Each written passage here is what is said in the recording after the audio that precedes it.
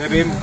आज SRच्या माध्यमातून इथं नवीन नाव नोंदणी किंवा जिचा मतं आहेत त्याची तपासणी चालू आहे आणि पुनश्चन यादीमध्ये नाव घालण्याचं काम चालू आहे. मी सुहास संजय सावंत, वंचित बहुजन आघाडीचा प्रभाग क्रमांक 1चा उमेदवार. मला 3876 मतं पडले आणि आता अधिकाऱ्याला विचारलो की माझं नाव का बरं एवढा उशीरनं गावलं, तर त्यांनी म्हणले मी कधी भेटलो नाही किंवा इथं ह्यांना कोण माहिती दिली नाही, सापडलंच नाही नाव हे साहेब म्हणते ते. माझ्यासारख्या उमेदवाराचं नाव जर सापडत नसेल तर सर्वसामान्यांचं मताचं काय आहे, म्हणजे एक प्रकारे आपले मतं या ठिकाणी हिसकावून घेण्याचं आणि मतदान करू नका आणि मतं गायब करण्याचा या ठिकाणी या सरकारचा डाव आहे. आणि आता अधिकारी सांगतील, भैया तुम्ही सांगा माझं नाव तुम्हाला गावलं नाही.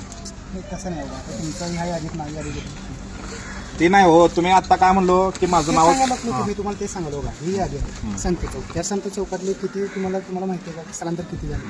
मग आता तुम्ही इथं राहायला कुठे सांगा ह्या चौकात? माझ्याकडे बघा ही आनंद मी चौक आहे. राहायला तिकडे पलीकडे आहे, माझं नाव इकडं आलं.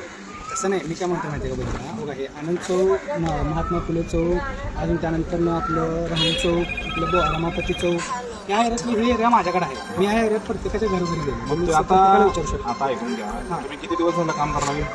30 दिवस झाले फिरायला. मग 30 दिवस झाले मी तुम्हाला गावलं नाही का? आता मी 30 दिवस का बघा ना, तुम्ही आजूबाजूचे बघा, ज्यांनी सापडले तुम्ही प्रत्येकाच्या घरी विचारू शकता. मी आलो मग मी तुम्हाला गावलं नाही का? मला तुमचा कॉन्टॅक्ट नंबरही भेटला नाही मला. लोक तुम्ही काय इथं म्हणत या- होते, तुम्ही इथं आता ह्याने म्हणतात माझा कॉन्टॅक्ट नंबर भेटला नाही, ह्याने माहिती घेतली, मी गावलो नाही.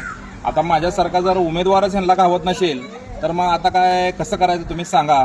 आणि सर्व सोलापूर जिल्ह्यातील सर्व मतदारांना मी कळकळीचं आवाहन करतो की ही सरकार आपले मतदान काढून घेण्याचा लय मोठा डाव चालू आहे आणि सर्व मतदारांनी आपापले नावं ह्यांना आता मी हुडकत आलो स्वतः, तसं तुम्ही हुडकत जाऊन आपले नावं समाविष्ट करा आणि त्यांना पुरावा द्या आपण भारताचे नागरिक आहे म्हणून.